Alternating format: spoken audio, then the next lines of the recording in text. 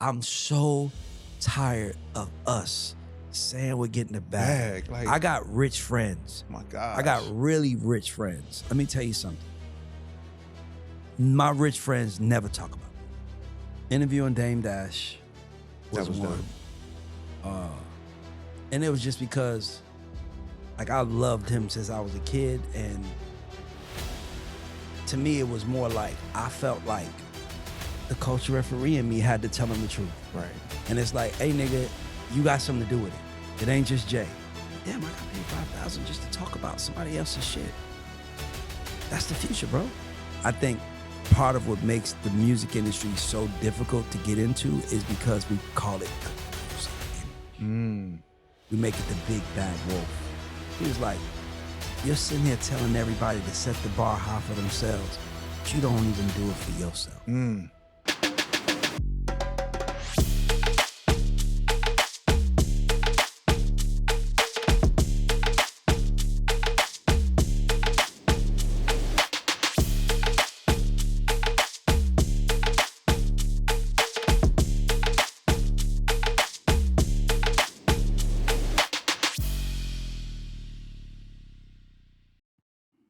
All right, ladies and gentlemen, once again, welcome to the Indie Unplugged. I am your host, Vaughan. Tonight, we have an amazing guest. Let me take a moment, introduce our esteemed guest. Mr. Ray Daniels is a powerhouse in the music industry, renowned for his multifaceted career as a music executive, manager, and A&R extraordinaire. As the CEO and founder of Radar Management, he has played a pivotal role in shaping the careers of artists such as Lizzo, Future, Chloe Bailey, just to name a few. With a career spanning over 2 decades, Ray has held leadership positions at some of the biggest labels, including Epic and Warner Records, where he contributed to the success of major artists like DJ Khaled, Rick Ross, and Usher. In addition to his executive work, Ray has become a sought-after speaker and mentor, sharing his wealth of knowledge on navigating the music industry. He is also the host of the GAUDS Show, where he candidly explores the business of music, earning him the nickname, the Culture Referee. His passion for the industry and commitment to helping artists thrive make him a true visionary. Today, we are thrilled to welcome him and to have him share his incredible journey and his insights right here on the Indie Unplugged. Ladies and gentlemen, let's give it up for Mr. Ray Daniels. Thanks for having me. Appreciate it. Yes, sir. Appreciate you taking the time once again. Come on, man. This is we have to do that for each other. Yes, sir. Yes, sir. That's the biggest thing, right? Is support and being there for one another. Well, you know, it's crazy how many of us sit around and pray for things that we don't give. You know, like you pray for something, pray for opportunity, but it's like, are you giving it to people? Like you want God to answer your prayers, but you don't answer the others. So for me, it's like I'm big on like, you know, showing up, kind of giving the world what I want back in return. That's been my goal. Was there something in your own personal life that sparked that give back attitude? Yeah, well, you know, I didn't really have a mentor when I wanted to be in the music business, and you know, this business was my way out. It was like my way to like change my cards. That was all I saw it as. You know, some people, you know, it was weird to me how many of people look like us would like have the answer and won't give it to you. Because, you know, and I used to think it was because they were bad people, but it took me 20 years to figure out it's because they can't help you. Like people that can do, and people that can't don't. Right. It's just that simple. So I don't really get mad at this outcome. It's like, I'm like, oh man, like you're just asking the wrong person to help you and he can't. So, you know, my goal has always been like I always say, I'm the person on camera, I'm the same person you'll meet 24/7. The only time you see a different version of me is if I'm talking to my kids. Then I'm like, sucker. I'm like, what do y'all want? What do you need? What do you know, outside of that, bro, like I do my best to be exactly who I say I am. And you know, a lot of people aren't like that, especially in this game. You know, when people are like, yeah. And then they whisper when you turn your head, like, I just didn't want to be like that, bro. Like, I just felt like if you're going to be somebody, be yourself, be real. Like, you know, and a lot of us be moving like God is not watching, which is interesting to me. Very interesting. That's the most interesting thing to me. Is like, do you not know that? Like, do you not believe in a higher power? And if you do you believe that that person can see you, who you are, what you feel, what your concerns are? So, I do my best to try to stay real. That's what I do. Yeah, I think authenticity is something that is often overlooked. Yes. It's often overlooked and not so much warranted within the industry, right? And once people see it, they appreciate it. Yeah. Like I've had people tell me because I'm the same way. I'm the same way here in person or on camera, whatever the case. I am the same exact way. Yep. I don't try to put on the front, whatever the case. You're going to get Vaughan exactly the way that Vaughan is. For sure. Right. And I've had a music executive tell me that. He was like, yo, I appreciate you being who you are. He said, because other people are watching. And there was a conversation or interaction with this one music executive between me, him, and his son. We went out to lunch one day.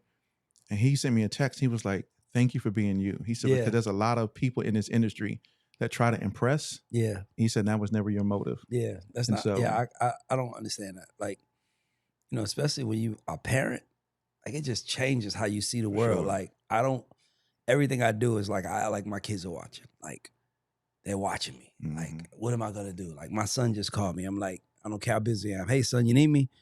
You wanted a video game. All right, I'll call you when I'm done, know, but I do my best to like stay, the example, bro. Like, when I was a kid, man, I used to like brag on who my father was. And he was nowhere near to the world what he was to me. But, he was that to me. So I imagine, like you said, it's your son behind the camera. Like I imagine that when you're not around or we're not around, our kids, like we're the safe haven. Right. It's like, but my dad. Right. But let me tell you about my dad. And when my kids do that, I just wanted to make sure that they wasn't a liar. Because when I used to do it as a kid, and I used to exaggerate a lot for my father. Just because he was such a great man to me that I wanted the world to see that. But I figured, my kids, when they brag on me, you're gonna be like, but my dad. Right. Let me tell you, I swear, like I live for that, bro. Yeah, I think that's important. I think it's important for your own kids to see and to be able to speak of you in that way to other kids. Because I tell my kids don't like it. Right. Well, I don't know. I would have to go back and ask them today. Yeah. But of course, when they're younger, they're growing up, right? My father was never really a part of my upbringing. And there was reasons why and circumstances. And so I always wanted to make sure that my kids knew that I was going to be there, regardless of anything, period, right? They knew that they were going to grow up with a dad. Yeah. That was the most important thing for me. So I always tell them I love them. Yeah. Give them a hug every morning. Every day. Every morning. No matter what. I tell them I love them. I give them a hug. I try to give them a kiss, but they ain't gonna happen. They don't want for sure. They don't want them daddy lips on. They're like, nah, we good. But I told them, I said, it's gonna be important that you understand that I'm telling you that I love you. Yeah. Because you're gonna meet other people in the world that never had a father that told them that they love them. And when you meet them and you talk about your relationship with your dad, and they go, I never had one. And then how you behave now is like, I don't want my dad hugging me and kissing me. And when you interact with other people and they go, I never had that. You're going to go, wow. Yeah. That is extremely important. So I tell them that they're 23. We'll have older ones too, but like my oldest son is 33. He's in the Navy. But even when they were little, I told them, hey, I love you. Yeah. Embraced them, hugged them, and kissed them. Like, I think that is I'm obsessed. I'm obsessed with my kids. Like, I'm obsessed. Like, I can't believe that there are fathers out there right now who aren't in their kids' life. Like, how are you listening to this or living or existing, period, and your kids don't know that that they're your priority? Like, we send them out into the world and you can tell a kid that has his father in his life. You could tell, like, there's a quiet confidence in it. It's like, they don't need your validation. They validate themselves. Like, I don't need you to validate me. Right. I validate myself. And to me, that comes from what a dad does. A dad gives his kids confidence. So like, and I tell people, I'm like, man, the way I showed up here, like I'm being honest with you, I didn't even know about this interview until maybe I was supposed to be here at 7. I didn't know about this until about 6:18. Wow. Because I'm at my office. I just Right. finished filming, and they was like, "Oh, don't forget, you got to go do that." I'm like, "Oh, is that real?" Yeah. Because you know Right. what it is. And another thing is that I have a new assistant. Okay. So my older Yeah. sister, she's my assistant has been with me for 7 years. Mm. So I have a new assistant. So now I'm kind of like, nah, because my older assistant and I, we had this 7-year relationship of like, she knew me, I knew her. So now it's new. So I literally didn't find out about this until like maybe like 6:18. But I showed up because I said I was. If I'm doing that for people I don't know, you got to understand who I am for my kids. Like, they'll never, like, it's weird because their friends love me like almost more or show me more love than my kids do. Because they're like, your dad is so cool. Like, your dad is such a good person and he cares. And, my son, I just love being a father, bro. Like, I could talk about being a father. Like, it's like the greatest joy in my life, man. Just to be able to like mold somebody's brain and like how we doing now in this podcast. Like, it's like, this is an extension of fatherhood to me. All we're doing is we're talking like men would, and we're giving game and perspective. So yeah, I love it. Sure. Okay, so let me kind of switch gears a little bit. That was a great conversation. I love my kids to death, and so I'll tell them I always give them hugs and kisses. I can't wait to to see mine every single day. Me too. So on the podcast that we do, so we do a podcast episode every Monday, and for the past couple of podcasts that we've been doing, we've been talking about culture, right? And we've been really digging into culture vultures, culture appropriation, and I know that you describe yourself as the culture referee, right? Can you explain? This is a multi-part question. I got you. The first part of this question is, let me kind of phrase it this way, because in our debates talking about culture, the first question we asked ourselves was, has it been defined? Has culture been defined? When we say Black culture, has it been defined what Black culture is? And so I give the analogy that if I was to go to work at an organization, right, there is organizational culture, and organizations have handbooks and culture statements and vision statement and mission statements and all these different things that tie back into certain behaviors and attitudes that the organization adopts, that they want their employees to adopt, to say, this is our culture, this is how we interact, company culture, behave, right? Company culture, right?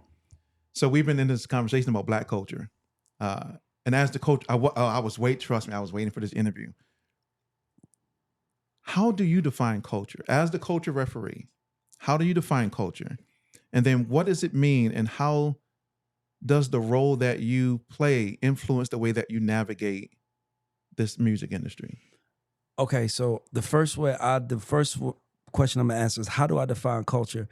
To me, culture is a group of people, or a section of people, and their behaviors. To me, is what makes the culture up, right? It's like, like we're Black, right? All three of us in this room are Black. Like, we've never met, but I'm pretty sure that there are nuances that we understand because we grew up in Black culture, right? It's like, we laugh at things in the Black community. Like, we don't take things serious. Black Twitter, but it's only because we laugh from crying. Like, we laugh because we want to cry, but it's like nobody would give a damn if we cried anyway. So, we just try to go forward. So the first question I would ask is that I think culture is a group of people or a section of people in society, and their behaviors, their nuances that they do that defines them. To me, that's what culture is. When I say the culture referee, that is my way of saying that I'm going to speak on it, whether you want to hear it or not. I am going to, I've never been afraid to say what was wrong. I got the name culture referee from Kasim Reed. Because Kasim he would be like, bro, you're never afraid to argue at the table. Like, I just never was afraid to stand up. I remember he met me and I was like arguing with Shaka Zulu. We was just hanging out at the gathering spot, a little private room, like maybe 8 of us. and we was just at an event, and we was arguing, and we was arguing about who the most powerful black man in America was. And I was saying it was Jay-Z, and Shaka was saying it was Barack Obama. And Kasim was like, it's Obama for a fact. And I'm like, nah, it's just, I'm going, and he's like, you don't know. When Obama tells a story about when he decided to run for president and he got a group of black men together, I was one of the black men in that room. Like, you don't know the power of a president. You know what I mean? So for me, it's just like, so I was, me, I'm like, well, I don't care. Because what I'm telling you is that if Jay-Z tweets this, it means way more than if Obama said that. And, you can tell because when Obama was running for president, Jay-Z didn't call him. He called Jay-Z. So, it was that's where he was like, man, you like the culture referee. You're not afraid to talk. And I'm like, I've never been afraid. And I think that we need that in our society. We need people who speak up against wrongs, people who speak up for rights, and people who are not afraid to say, that's fucked up what you did. Yeah. And it's necessary to say that. So, I've never been afraid of it. Yeah, I think that's important because there are people who are afraid. Yes. To actually say it. Yep. There are people who are afraid to call a spade, yes. to call people out for if they're doing wrong. They're doing shady stuff. Like, yeah, I'm that person. Yeah, I've never been afraid. I mean, and for me, it's like, dog, nobody's above getting called out.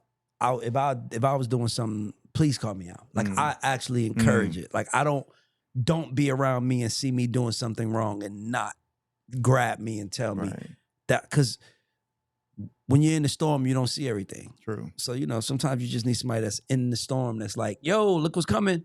Be careful. So, yeah. Yeah, that's brotherhood right there. Yeah, right? for sure. When you can have another brother that comes alongside, kind of the, iron sharpens iron. Yep. So the one man sharpen another. Yep. Right. If my brothers ain't calling me out, trust me. Like we got like a little group of people that we have in this text, and we know if somebody doing something they ain't supposed to do. Oh, you getting that? You text. Get called out. You gonna get that text. You have to though. You gonna get it. But that's what the saying, "I'm my brother's keeper." That's what it's about. I'm gonna tell you. You have because sometimes you just need somebody to just remind you.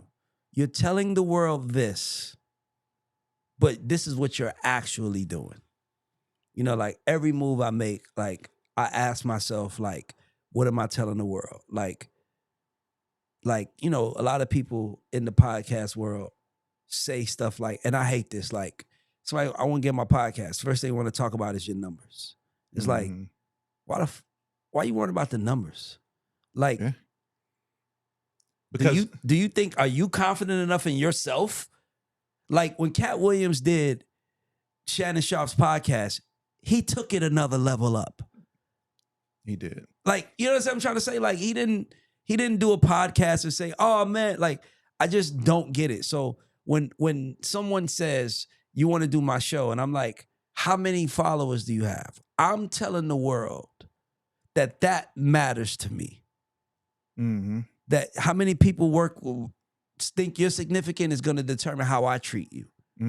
I don't give a, can I curse? Yeah. I don't give a fuck how many you have. Right. How many? If I believe in me, I believe in me, and I'll show up for me every time, and I'll show up for people that look like me, and I'll do my best. But I just don't get it, bro. I don't get how many of us we be so worried, but we don't even know we're telling the world other things than what we really want to be telling the world. So like I have this narrator in my head, and every move I make, the narrator says something to me. Like, what are you telling the world, being that you don't want to do that, but you rather do this? You're telling the world that that's not important to you, that's important. Meanwhile, you're praying for that. So how you praying for that? You're not taking steps towards that. Take the steps towards what you want to do. Don't be afraid to walk to the fire. Anytime I coach kids, anytime I mentor kids, I don't care if whatever they say they want to do, I say run. Whatever you want to do, run to it. See how it feels. See how the fire feels. See how it feels when you're in it. Like, are you excited? It's like us doing this podcast, right? Like we're doing the thing, right? Like, but we have to ask ourselves, like, are we fulfilled doing this? Like, does this feel the way I wanted it to feel when I decided that I wanted to do a podcast? Because if it doesn't, you know that. Oh yeah, you know that yourself. So then, sure. you know, you got to just figure out, you know, like, so to me, it's just like, just be honest with yourself, bro. Like, just be honest, man. Like, what the hell is wrong with that? But do we live in a world where honesty is perceived as, where honesty is perceived as being successful? I guess that's the way I want to. When you say that, what do you mean when you say honesty? So, because we know people, for sure, we know people buy likes and follows, and they're looking at their numbers and data, and so concerned with, oh, I only got this many particular followers, and I need to show the world that I got this many, or that I'm living this particular type of lifestyle. You know, so the perception is that I need to appear successful.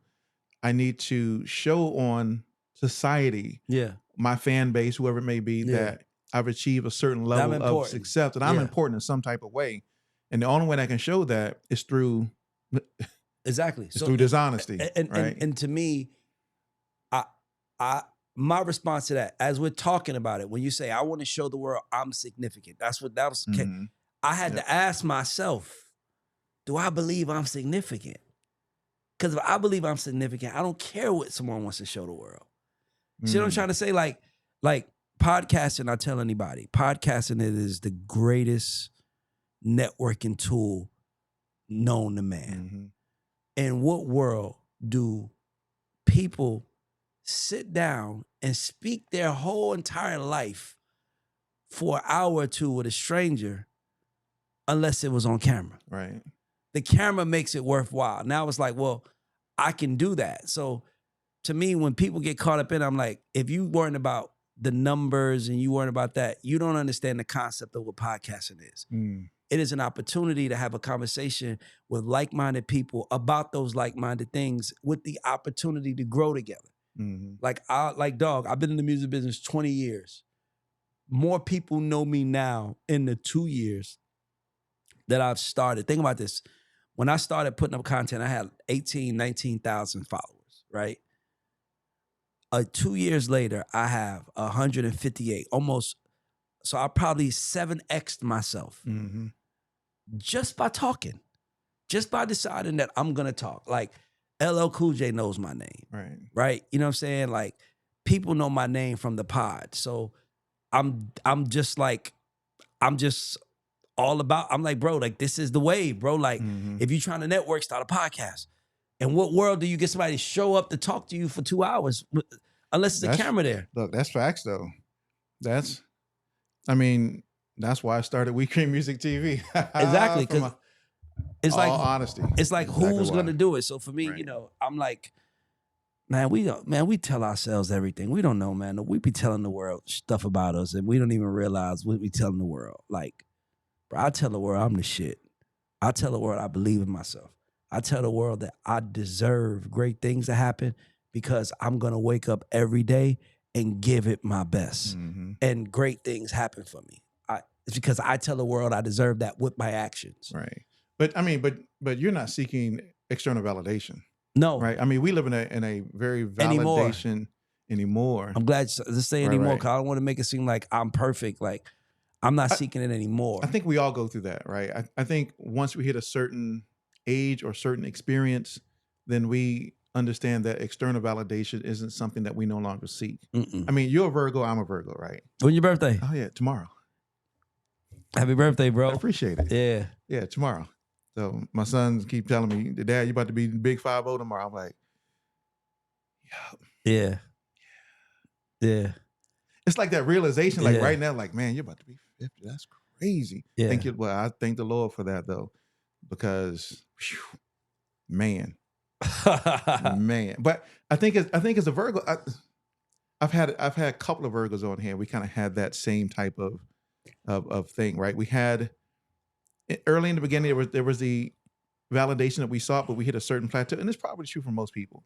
You probably hit a certain experience level or plateau or age, and you go, you know what? I don't really care what other people think anymore. You know, for me, it was my father dying. My father died. And my father died, I looked for male figures in every older male that I met. I looked for a father figure in every older male that I met. And you know, when my son was born, my father died 2002. My son was born 2008. The day my son was born, I couldn't even imagine asking for validation as a man, because now I know that I have a whole human that's born that is going to grow up thinking that I'm everything. Yeah. And I'm going to make sure that when he says it, it's like, yeah, my dad is the shit. Right. It's like so important to me. Mm-hmm. So important. So important. Wow. But yeah. Birthday tomorrow. Yeah, man. Happy birthday. Appreciate it. Radar. You started in 2005. January 05. January. See, a specific date, right? January 05. So what was the catalyst for that? It wasn't one. I literally, the person that I was helping me get in the music business was like, I got a check for you. Who you want me to make it out to? And I was like, I never had a bank account. So I'm like, I don't know. Like, he said, what's your company? He know I didn't have one. I was like, I don't have one. He was like, all right, I'm going to write the check to Radar. That's going to be the name of your company. So he sent me $5,000 cash, and he wrote me a check for $32,500 that I had to deposit. I had to open up an account January 05. That's how I started. It wasn't even a plan. Somebody just was like, D-Dot was like, I'm writing a check to Radar. That's it. And I'm like, I guess I got to go start a company called Radar. Right. So how has Radar evolved over the years? You know, it's a gift. I want everybody to understand this. I've made my houses, my cars, my everything, my jewelry, everything that I own of value, Radar bought it. No job brought anything for me.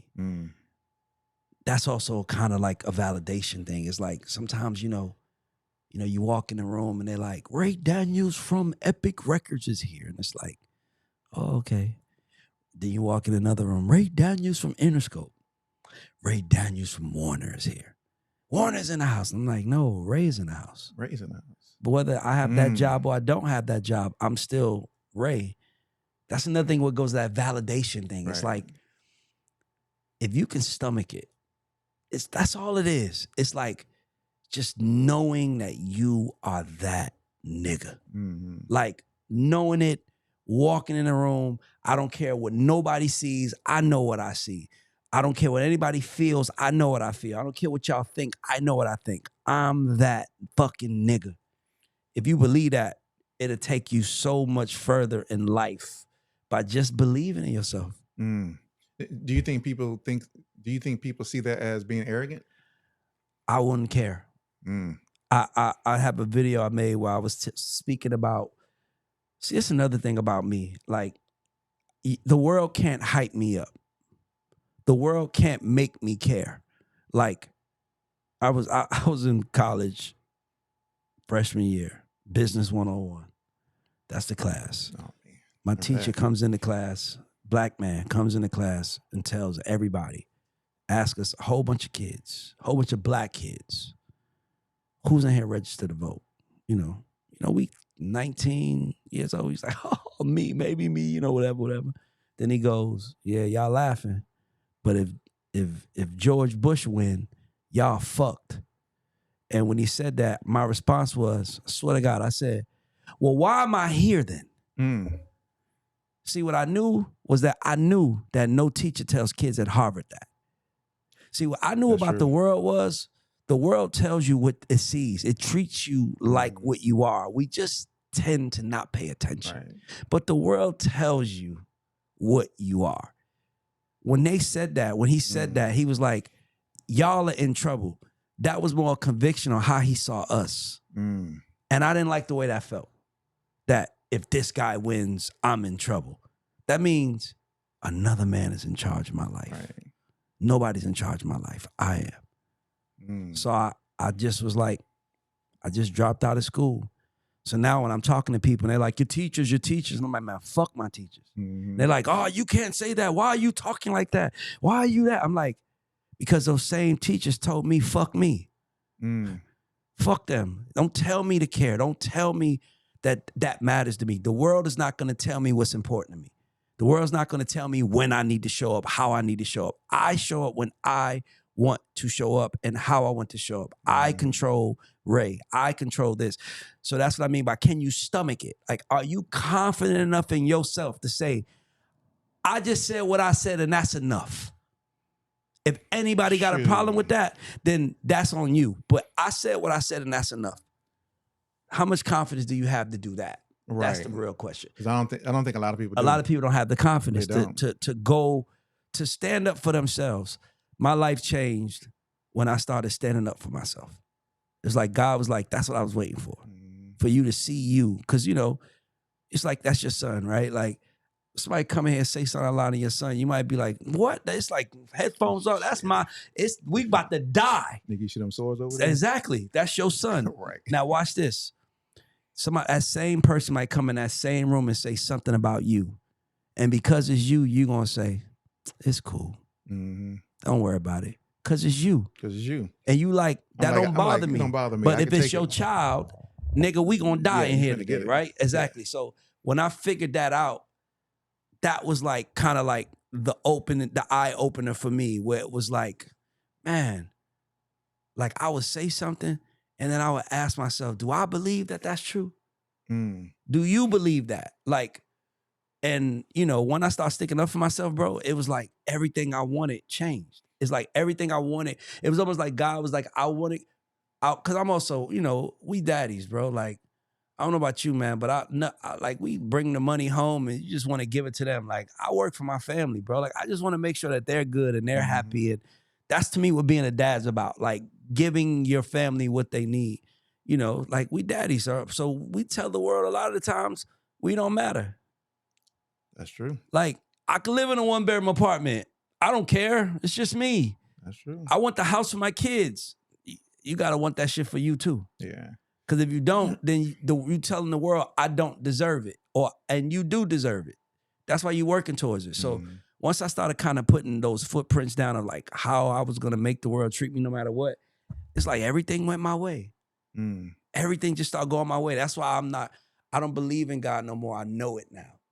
It's a difference between believing and knowing. Believing is you tell yourself, I believe. Knowing is walking out blindly and saying, shadow of a doubt, it's nothing that nobody gonna do to stop me from getting there, because I know that that's meant for me. So yeah, it's because a lot of people have imposter syndrome. Yeah, right. I mean, I dealt with that early in my career. A lot of us do. A lot of people have imposter syndrome. A lot of people still fight it. A lot of people still feel that they're unworthy. And sometimes you just got to be like, you know what, I am. Yeah, and exactly. It took a mentor of mine to break that from me to say, because she was like, you don't think you're worthy, do you? She said, you sitting in this room with all these executives from all these big Fortune 100, Fortune 50 companies, teaching them about leadership. Because that's what I really do. I really do organizational development and leadership. She's like, and you teaching these white men how to be better leaders, and you don't think you're worthy. And this is coming from an older white lady. Yeah. She's like, you don't think you're worthy. I could see it. Yeah. And in them conversations, boy, she broke that mug. So now I don't care. I had that happened to me. I walked in the room and it was like same situation. I was talking to a mentor of mine and I was telling him about a TED Talk, and my TED Talk was called Raising the Bar, RAYSING. And he was like, what is it going to be about? And I'm like, it's going to be about setting our own bar for what we want out of life and not letting the world set it. And he goes, you are full of shit. What? He was like, you're sitting here telling everybody to set the bar high for themselves, but you don't even do it for yourself. I was like, damn, he right. At that moment, I was like, you know what? I'm going to just set the bar high for him. So I literally say, you know, like, because when I was a kid, I wasn't supposed to be anything. Like, it was like, shit, Ray, be shit. Oh, nigga, please, Ray ain't going to be shit. And once I decided I am, I became somebody. Because I set the bar. I didn't let somebody set the bar for me. So when he told me that, I was like, man, like, so we need people like that to call us out. For sure. Look, Yeah. for sure. So for you yourself, you have worn a lot of hats in this music industry, right? Manager, A&R, Yep. podcast host. Yep. Right? So how do you balance all of that? How do you balance, I'm gonna say it this way, how do you balance being Ray Daniels with all the things that you have going on in your own life? Compartmentalizing. I compartmentalize my entire life. I'm not like, when I'm in the house, I don't talk on the phone. Now, I'll answer a text. I'll text you. But when I'm in the house, my phone is over there. I'm home. I set boundaries. On the weekend, I take it off. I'm not working. I don't care. Like, so even now, like, I did this interview. I'm on my way home. It makes sense. If y'all was in, Gwinnett somewhere, I might have been like, I don't know if I can make it, bro. Right. You know what I'm saying? But it's on my way. And like, I look at the clock. I see what time it is. I know when I leave here, I'm going to see my kids. Like, I just kind of, so for me, it's just like, I get home, 10 o'clock, I hang out with the fam, chill. I wake up 7 o'clock, 8 o'clock tomorrow morning. Well, I'm flying out tomorrow, so I'm going to New York. Okay. But like, if I wasn't flying, or I would just wake up, go to the office, and like, I'm just gonna go handle my business every day. I'm gonna go to the office. I'm gonna sit at my desk. It's like, if you sit in this room, you're gonna do something productive. You can't sit in this room and not be productive. So how I be me, I just wake up every day and I'm like, bro, I'm gonna smile. I'm gonna do my job, and I'm on God's timing. So I gotta let it play out, have it play out, And at night when I go down, like, I'm a Virgo. We can't stop thinking. We think ourselves to death. Sure. So when I go home at night, I'm like, when I start worrying, I have this thing I do now. What about put it in God's hands? I don't even let it come out my head no more. Virgo, we talk to ourselves like, oh, you forgot you got to put it in God's hands. What about to put it's in God? Dog. It's 1 o'clock in the morning. You in the bed. There's nothing you can do. Put it in God's hands. Nigga, I'll be asleep. I'll be trying to go to sleep, and I'll be sitting there like, come on. Shoot. Sometimes I got to get up and come back downstairs. Exactly. My son, it was so funny. I feel like I go to bed, and then about an hour later, he's still downstairs, and he'll come, or either one of my sons, they're still they're downstairs, and I'm coming downstairs, and they're like, welcome back. Exactly. I'll be like, yo, because I forgot something. I got to do this, or I got to send this, or I didn't do this, or I need to make this. And it's like, but I'm always thinking. Yeah. Right. I'm always thinking. Can't help it. I think it's absolutely a Virgo. A Virgo thing. Yeah. Thing. Like I pray every night, like, for my thoughts to go away. Please go away. Just stop. Let me think. But like, yo, I actually got to sleep with like white noise. Like the sound of a fan. Yeah. I got to sleep with that on just so something else can be the dominant, what I'm hearing. I got you. Like, I'm very like at night, I'm super sensitive. So I don't want to hear nothing. I don't want to think about nothing. And so that fan noise, that white noise, kind of eliminates my own. Yeah, you just turn everything off. Because I'm always thinking about, it's kind of like, I'm always thinking about what's next. Same here. When I get up in the morning, okay, I got to do this and this. Yeah, okay, I got to reach out to this person and do this. And still my day job, I got to go to work. Yeah, and as soon as you lay down, the first thing you think is, fuck, I got to do that. Damn, I shouldn't have laid down. Like, I got to do that. So for me, I get it. So, I just do my best, man, to like compartmentalize, man. Like, my mom still lives. I got 2 houses in the same neighborhood. My mom lives in one. You blessed. Thank you. You blessed to have your moms, man. Yeah, my mom lives in a house, so we're close. But, for me, man, I just wake up and do the damn thing, bro. It's like, you have no choice. Just wake up and try. And if you try, and if you fail, those are learning opportunities, right? I mean, I think that's the biggest thing. I think people don't try because they feel that if they do fail, then it's like, well, I don't want to feel it's a conviction of themselves. Failure. Yeah, nah, not me. Not me. I go for it. I don't mind. I'm a fuck up. I'm gonna try. I'm a fuck up today. I'm gonna try it. I'm not gonna sit there and not try. Trust me, I'm gonna try. Period. I'm gonna do it, and if I don't know how to do it, I'm gonna learn how to do it. Period. Like, my son be laughing because, like, when we first started this whole thing 3 years ago, like the very first episode we shot was horrible. Really? Horrible. The quality was horrible. It looked horrible. I mean, horrible. It was like, who shot? Like, But now it's complete. But you learn and progress over the years, right? And so I had a pastor of mine who always say, "Do it afraid." And so even if you're afraid to do it, you still got to do it, because through that process, you're going to diminish the fear. Yeah. Right. And if you don't touch, like you gave the example earlier, if you don't run and touch the fire, like how do you know? How do you know? It might even be that hot. It may not. And you might be, it might make you stronger. But you got to go try it. You got to go try it. GAUDS. Yeah. Right. So, goats and underdogs. Yep. How did that come about?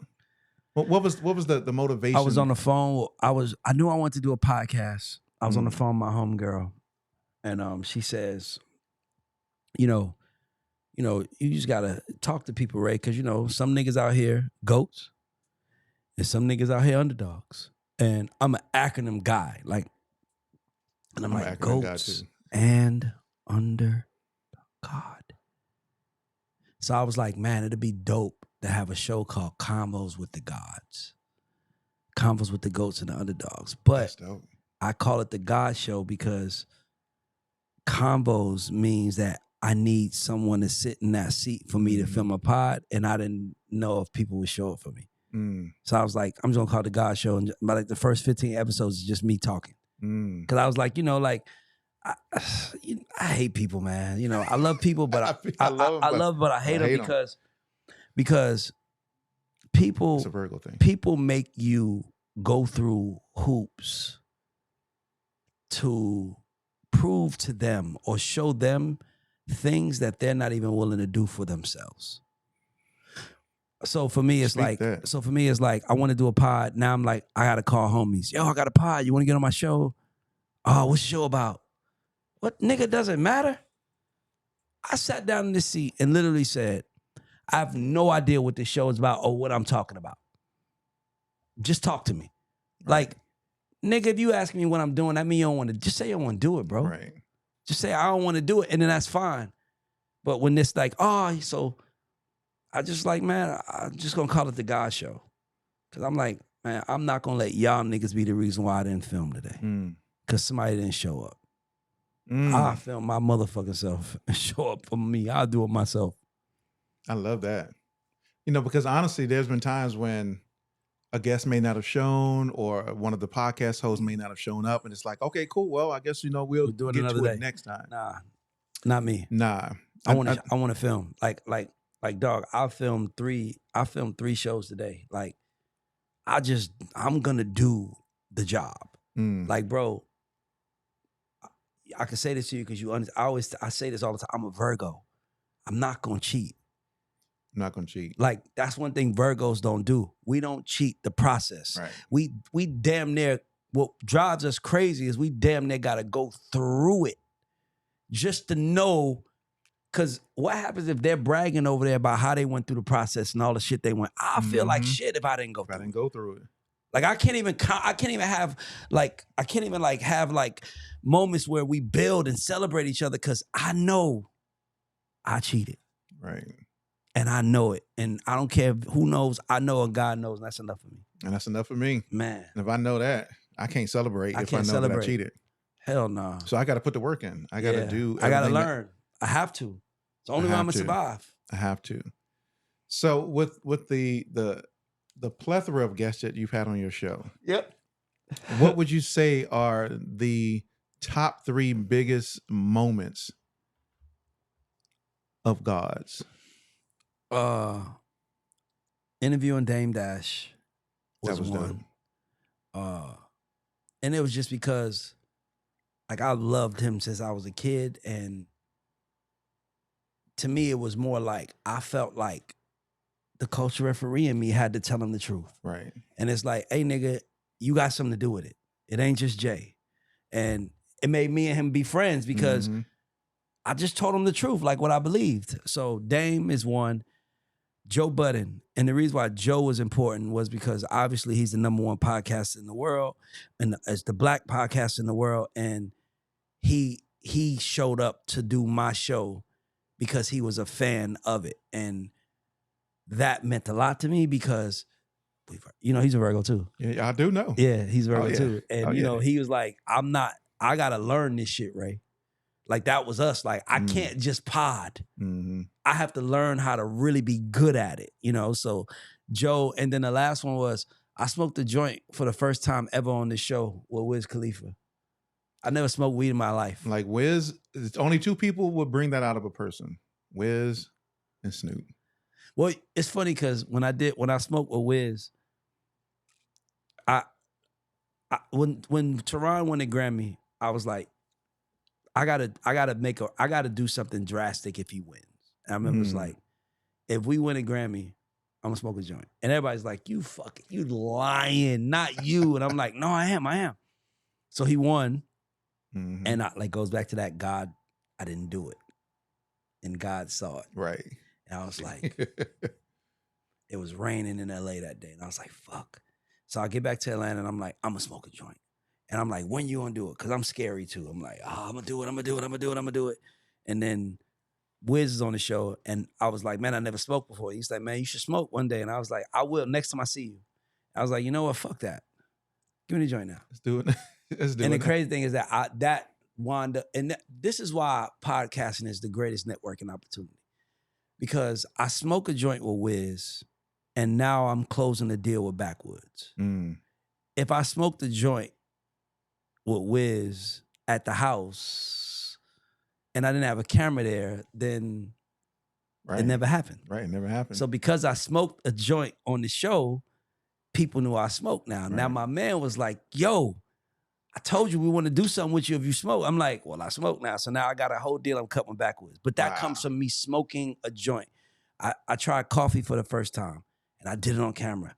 And now hold up, I have a coffee partnership. When did you try coffee for the first time? Maybe like 8-9 months ago. And I tried it, and it was like, and I was like, it tastes, I remember my first initial reaction was, it tastes like sour chocolate. Like if chocolate was sour, that's what coffee tastes like. And then I had people hit me in my inbox say, hey man, won't you try my coffee? Now I got coffee partnerships that my people is putting together for me right now. That comes from me doing it on the show. So I always tell people, like, if you're gonna do something, make it a spectacle. Make everything you do a spectacle. Why wouldn't you? Like, how do you get people to see you? You got to create spectacles. Right. Spectacles change the perception of you. Spectacles change how people see you. So if you have an opportunity to create one, create one. Simple. Yeah. Yeah, I think that's dope. The creation of moments like that. That's all life. That's all. Like, that's how, if any artist out there wants to know how to break an artist, you break an artist with spectacles. That's how you break an artist. It's very simple.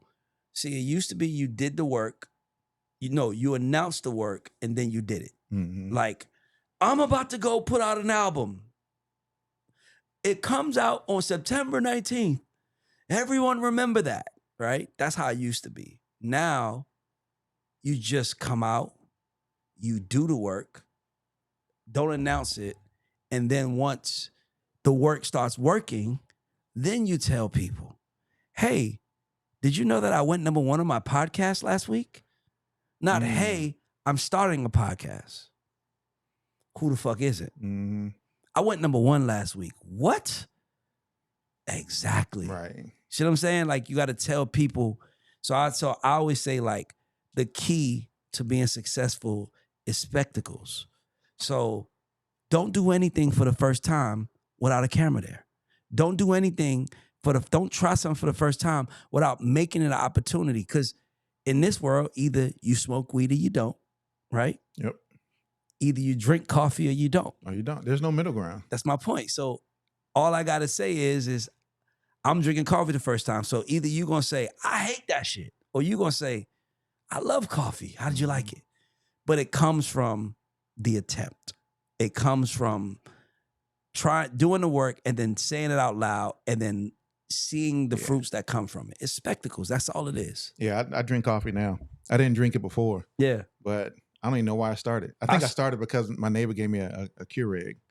I smoke weed now, and I feel I tell everybody, I was not like a non-smoker. Like I was like anti, judge you, judge your mama, judge your whole family because you smoke weed. What the fuck are you thinking about? Like, why do you want to? Because my thing was, I smoke because I had a reason to smoke. If Tehran wins the Grammy for Songwriter of the Year and I go on that stage, we hitting that joint tonight. Right. Right.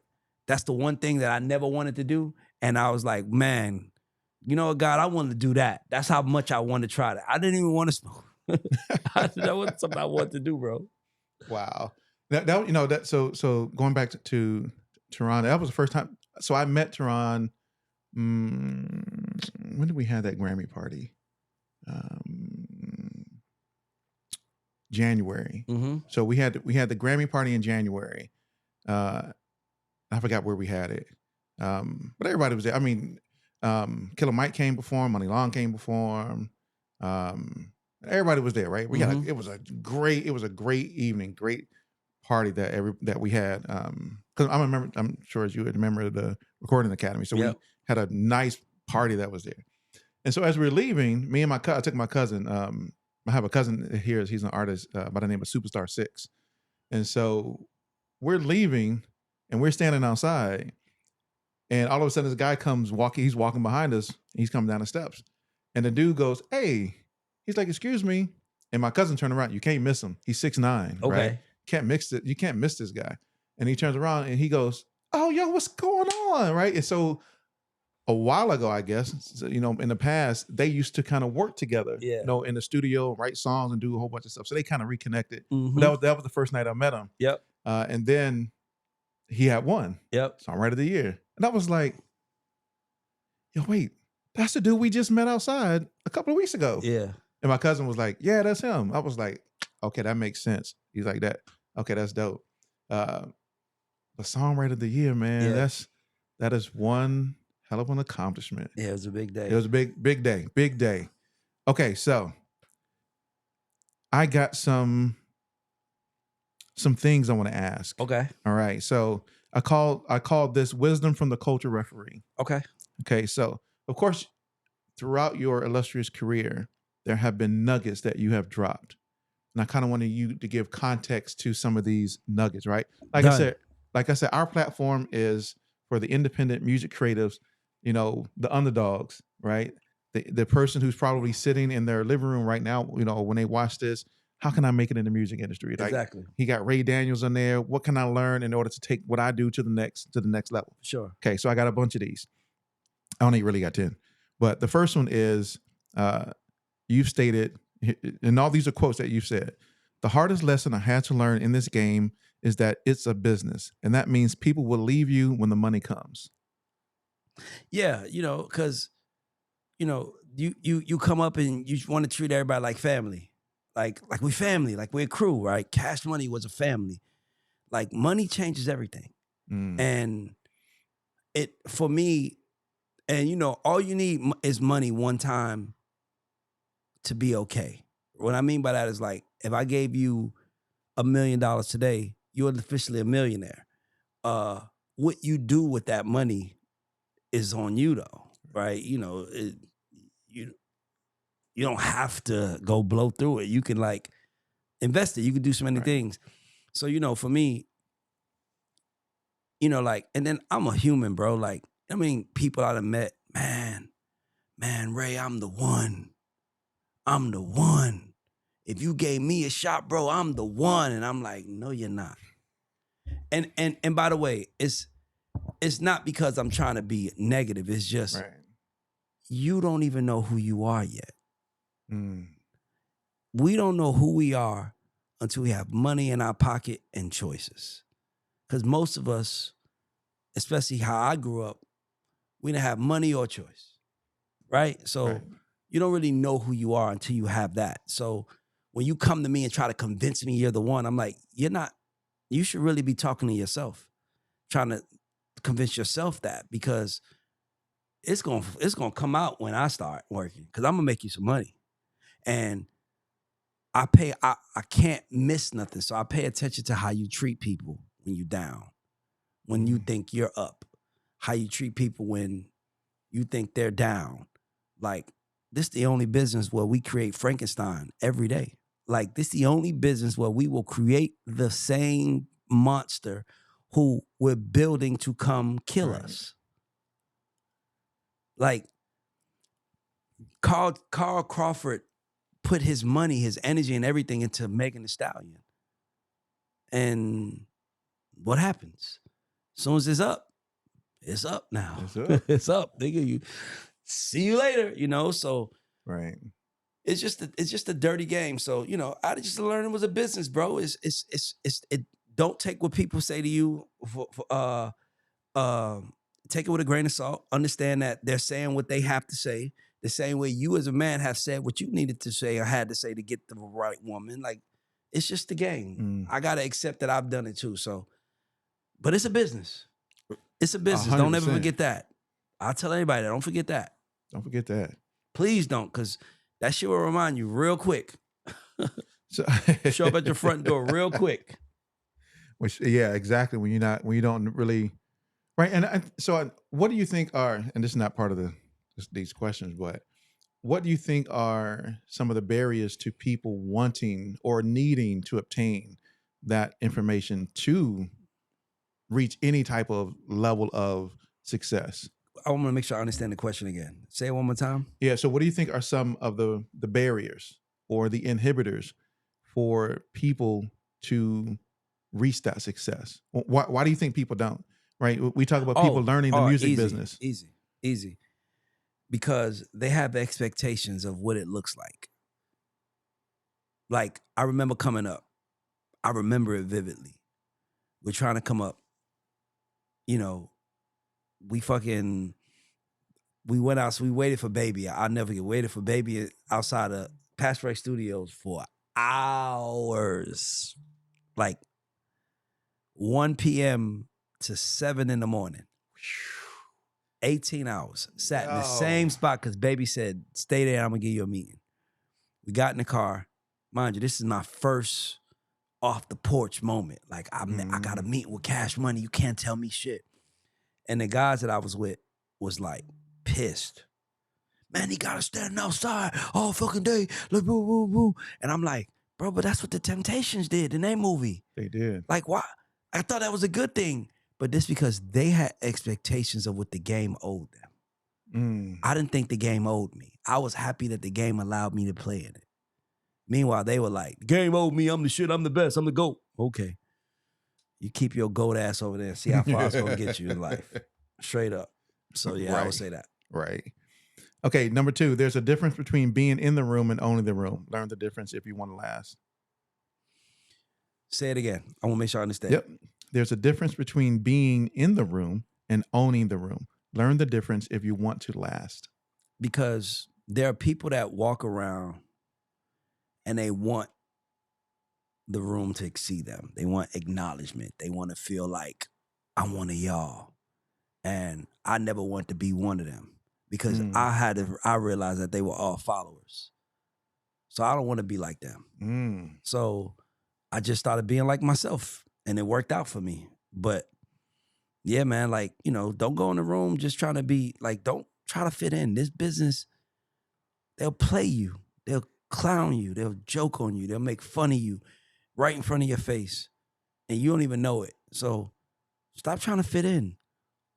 You ain't come to fit in anyway. You came to own that bitch. So own it. That's how I look at it. Facts. You won't be successful in this business if you're not willing to adapt. What worked yesterday won't work tomorrow. It goes back to that thing we said as a Virgo. You lay down at night. You think to yourself, what could I have done better? What could I have done right today? What could I have done today that will come and pay me back tomorrow?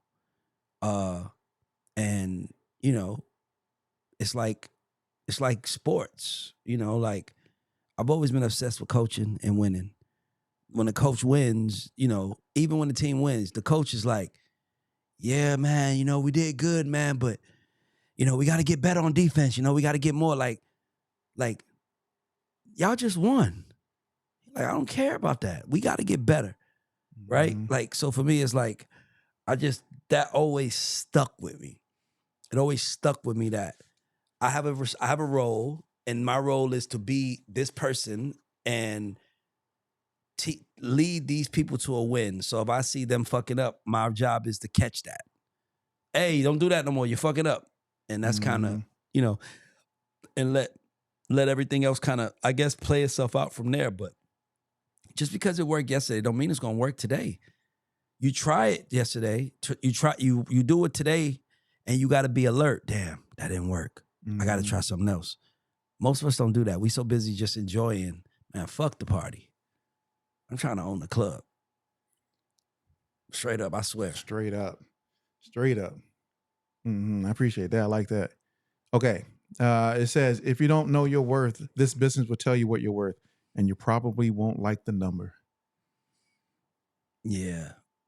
Don't guess your worth, know your worth. Like, in my signature on my email is, don't know your worth, show your worth.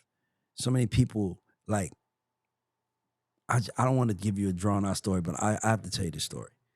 I was coming up in the music business. My first black mentor that talked to me like a concerned man, right? I'm used to people not caring. This is the first time he talked to me. And he starts asking me these questions. So, you know, I'm in his office. And of course, I'm like, trying to get a check. You know, that's what we do, right? So he was like, so you know me, I'm just like, man, I got this going on. We got to get a deal. Right. And he was like, look at you. Like, swear to God, mid-meeting, look at you. What? What's wrong? And he's trying to get another check. And I looked at him like, is that wrong? Like, I was so lost. And he was like, what'd you do with the last one? Like, what do you mean? Where's the money you got from the last deal you got when I saw you? Spent, right? Yeah, spent. So look at you. Now you ain't trying to get another check out of me. He said, how old is your son? At the time, little Raymond was he was 1. I was like, he's 1.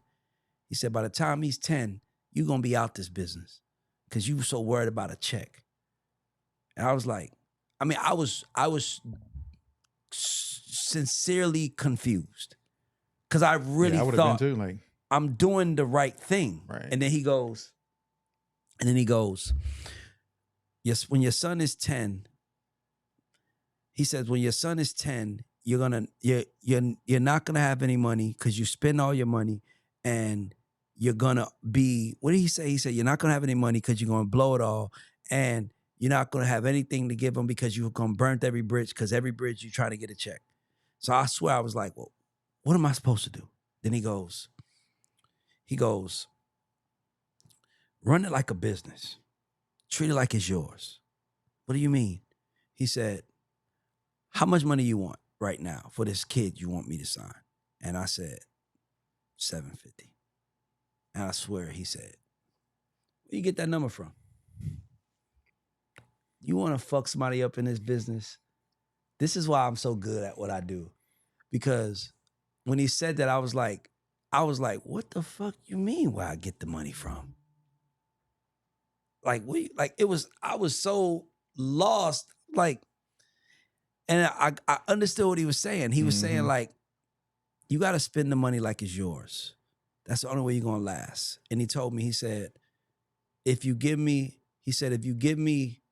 he said, I have to give him half my company. I was like, what? Yeah, but you know what?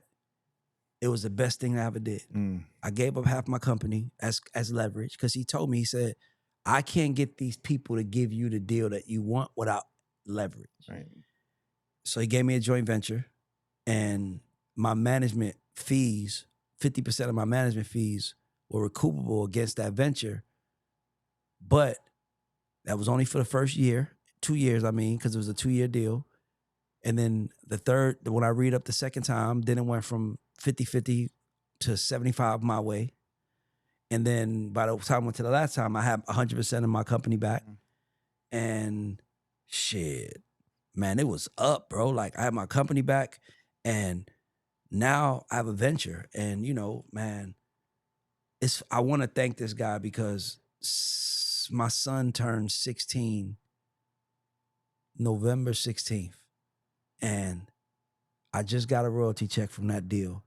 And I'm going to take that whole check and buy him a car for his 16th birthday. Wow. Now, mind you, I have the money in the bank anyway, but I just remember that I did that deal when he was 1. And here I am getting checks from it because I did the right thing. Right. And it came from somebody asking me that simple question. Where you get that number from? And then he was like, be honest, you made it up. And I'm like, I swear to God, I was like, don't we all? Like, I was so dumbfounded. Mhm. And he was like, no, nigga. You acting like every other nigga out here, just trying to get money and fucking get over on people. And I was like, nah, that's not, I really want to be in this. If you want to be in this, then I'm giving you an option to be in this. And I was like, I believed him. I did that shit 16 years ago. I did that shit 15 years ago. Little Raymond be 16. And literally, symbolically speaking, I'm going to buy his car with that check. Because I didn't even realize that I could have that coming in. Wow. And if you pay attention, everything that I have, like I said, I own. Everything that feeds me, I own it. So Right. I can't just put myself in a position where, like, bro, I'm feeding myself, man. I'm about to get this money. I'm not playing. So yeah, that's the answer to that. Wow. That's a powerful story, because I think it sheds light on the mentality that people still have today. Is that because you hear the phrase, right? Yeah, I'm just here to get the bag. Yeah, I hate that. I'm just ready to get the bag. I hate that. It's like, I'm so tired of us saying we're getting the bag. Like, I got rich friends. My God. I got really rich friends. Let me tell you something. My rich friends never talk about money. The only people that focus on money are the broke ones. So if you come in the room saying, the bag, you just told everybody, I'm broke. And we believe you. You're showing us. No, you're showing us by your mentality, by the mindset. Exactly. Oh yeah, for sure. You got to make people feel like they need you, not just want you. That's how you stay relevant. I said that? Yeah. Yeah. Say it again. I want to read it again. You gotta make people feel like they need you, not just want you. That's how you stay relevant. You have to when you walk in a room, you have to make sure that there's a demand for you immediately when you walk in the room. If the room wants you, we sometimes say no to things we want. We never say no to things we need. Never. We say no to things we want. So if you really want to do this, if you really want to be in this, if you really want it, then make the room need you. Make the room feel like it can't function when you're not in it. That's what I meant. Yeah. That's funny that I said that. Yeah. And the caveat to that is, how does someone from an indie level who's starting out, who's just trying to make it, they may work a 9 to 5, or they may have a little recording studio set up. How do they take that leap into the next stage, right? So I'll let you answer that first. How do they start that? How do they get to start creating that type of perception around them as a music creative? You just gotta go. It goes back to what we said. What are you telling the world by your actions? So when you say, how do I? Why are you trying to figure out how do you when you do it? Just do it. Like, stop getting caught up in how it looks, how it feels, and just do it. And to me, that's what I say to people. Like, stop getting caught up in the numbers. Stop getting caught, like, dog, just do it. Like, show up for you. That's what I say to people. Show up for yourself. Don't wait for somebody to show up for you. No, you show up for you. How does that feel to show up for you? Like, I love showing up for me. So, I tell people that, like, just know what you want to do. Know what you want to do. I think that's, I don't know. Most people don't know what they want to do. Most people have no clue or vision of what they truly want to do. Yep. They just like, okay, let me just jump out here. I'm going to be a rapper, so I'm just going to start rapping. And you know what? That's cool in and of itself. But if you don't even know who you are as an artist, as a music creator, as an entrepreneur, what you're seeking to actually achieve and to strive for, we're just taking a bunch of stuff, throwing it against the wall, and just kind of seeing what sticks. That's what everybody's doing every day. Like, every day. They're just trying to figure out what works. And my thing is like, what do you want to do? What works for you? What will make you happy? What will make you feel joy? Do that. Dog, I want to do a podcast. I always want to do one. Mm. And I remember I said to myself, I'm like, well, my executive coach asked me, she said, remove jobs, remove money, remove everything. Today is January 1st, 2023. That's how she gave me the conversation. By the way, this is August 03. She was like, today is January 1st, 2023. Okay, cool. What are you thanking Ray that you did today? I'm like, what do you mean? She was like, what will you be happy you did? And I'm like, start my media company up. And she was like, well, then just do it then. Mm. So I was like, put a camera on me. And I just start answering questions. Like, Ray, what about this? Answer the question. And then I went outside and everybody was congratulating me on a podcast. I was like, I don't even have one. I just started putting out clips online because that's what I thought I had to do. And yeah. That's wow. Man. Ray, you have such an illustrious career. So many things that you've been involved in and so many things that you've been doing. And you're also someone who is a visionary, right? A future thinker. So when you're looking out at the landscape of music right now, if you're looking out in the near future, what do you think are some of the things that are going to be coming our way that we should be paying attention to? Our way meaning, just as the music industry. Well, I would say this. I'm gonna remove the music industry. I think part of what makes the music industry so difficult to get into is because we call it the music industry. Mm. We make it the big bad wolf. Yeah, it's like, and for me, it's like, man, it's not about the music industry. It's about us. To me, the future is curation. The future is community. What I mean by that is like Megan Thee Stallion. Megan Thee Stallion she's campaigning with Kamala. Like, why is Megan Thee Stallion twerking with Kamala and all this other shit? You know why? Because Meg has a community of followers. Mm-hmm. It goes back to like, my goal for myself is to make more money off my name than I make off someone else's name. I've made millions of dollars off other people's name. I want to make money from my own name.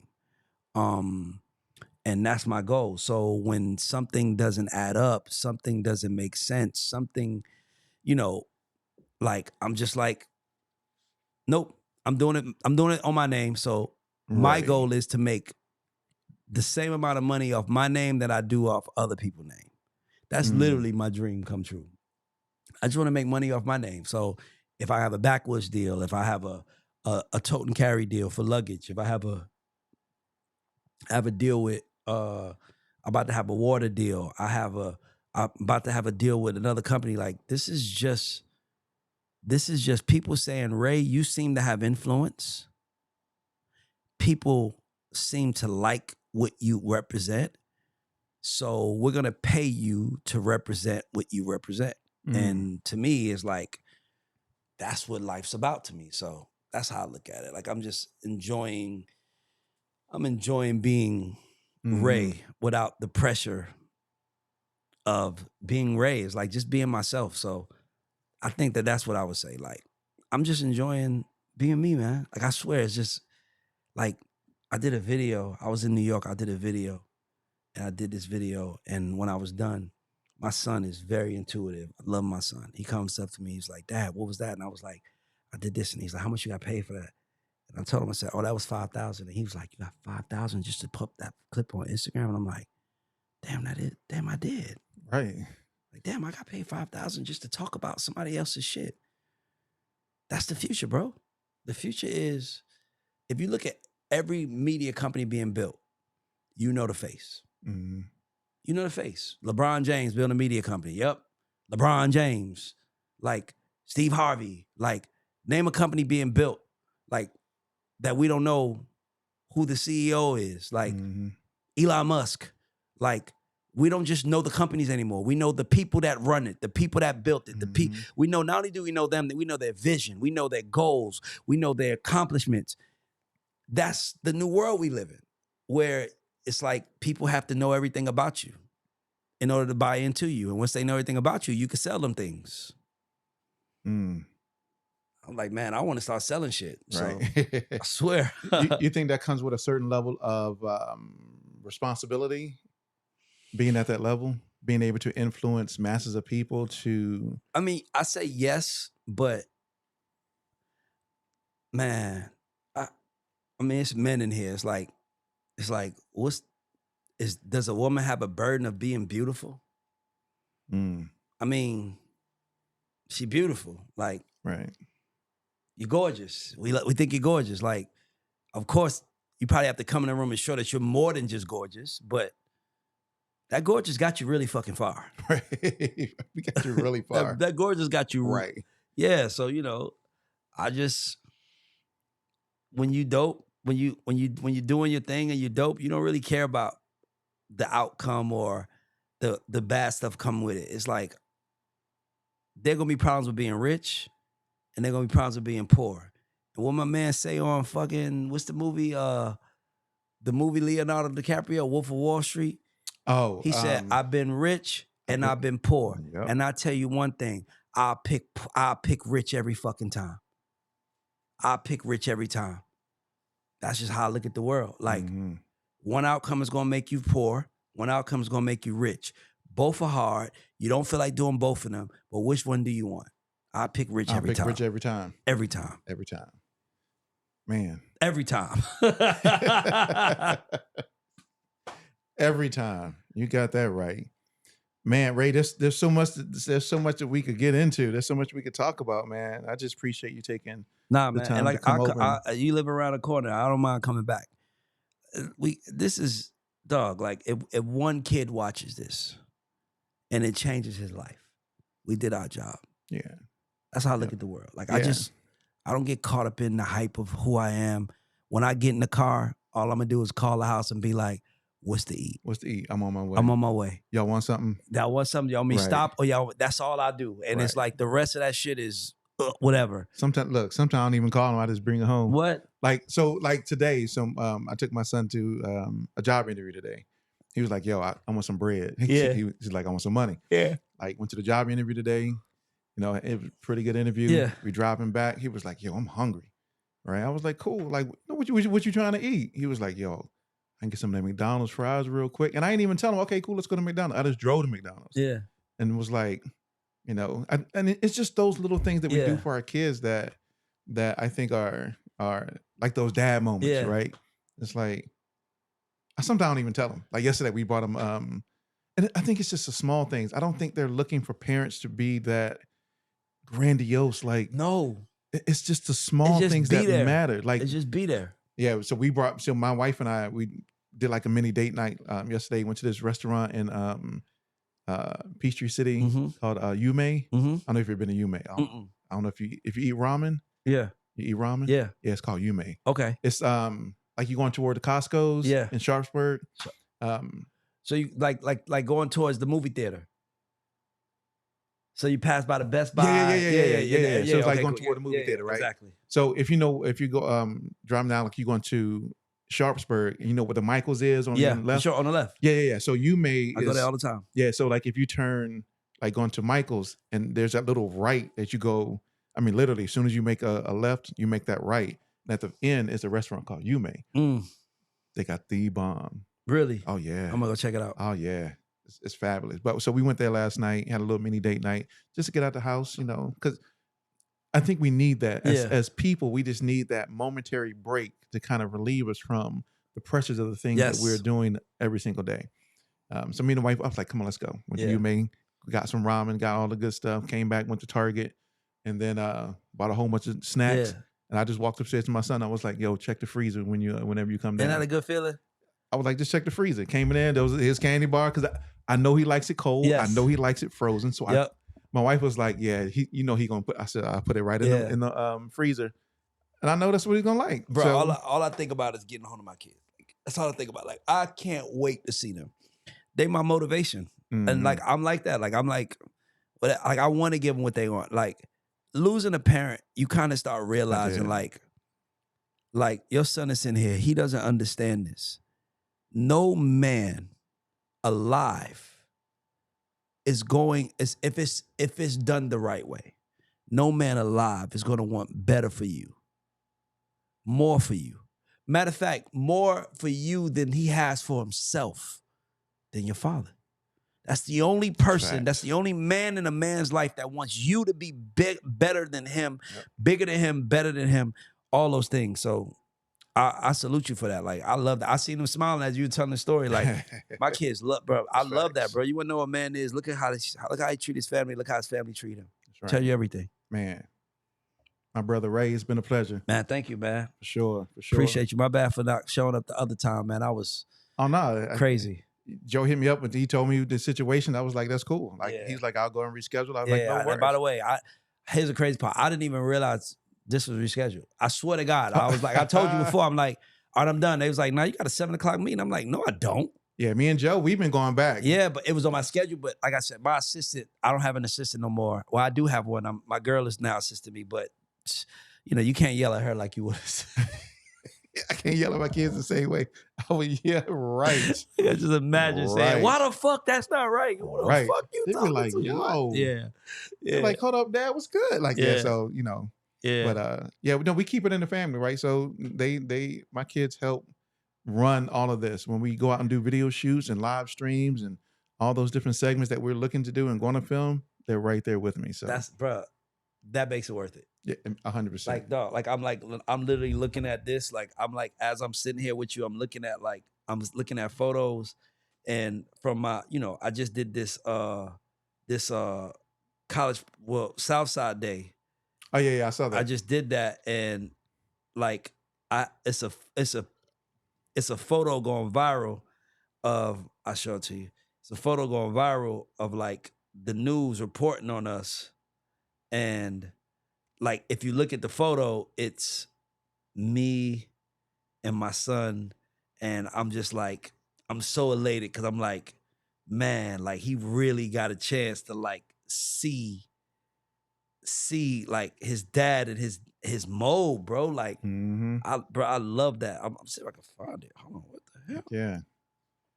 Yeah, that's the thing. That's when kids can look at their fathers and go, that's what I want to be. When they look at the dad and go, I want to be like my dad, but not, I want to be like this movie star or this this actor or, basketball player or tennis player. Like, your dad should be like your superhero. You know what I'm saying? Like, that's the person, because you see it every single day. See, that's my son. That's us handing out. We gave away 1,000 laptops.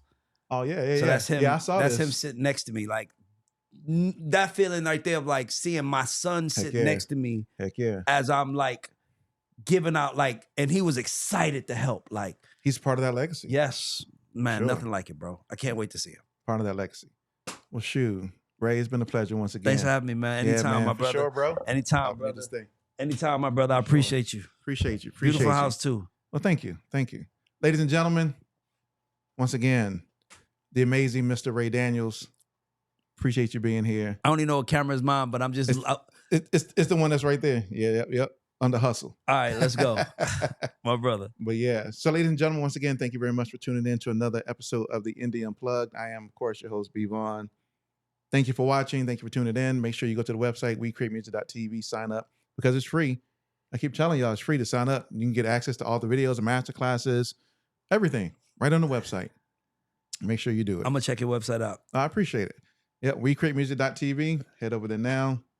And once again, thank you for my Virgo brother for being here. Thank you, and happy birthday, man. Man, I appreciate it. I know, right? 50. That's a number. That's a good one. Woo. It's a number. Peace.